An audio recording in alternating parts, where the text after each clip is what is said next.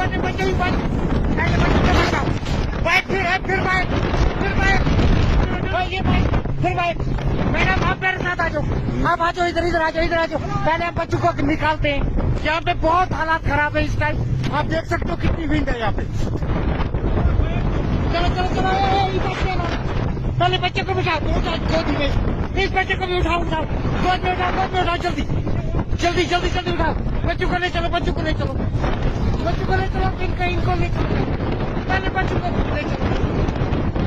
को ले चलो, सारे लोग, सब पहले बच्चों को निकालो।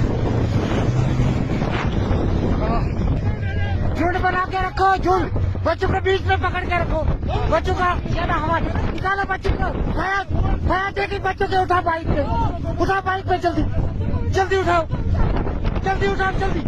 ओह जल्दी कर। पहले बच्चों को बाइक रुक जा, भैया बच्चों को बिठा।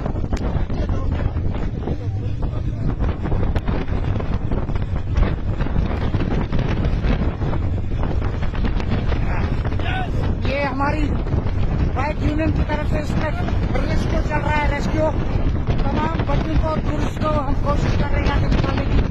केबल कार में अचानक मौसम बिगड़ गया, जहाँ पे लोग फंस चुके हैं, न आगे चल रहे हैं न पीछे चल रहे हैं।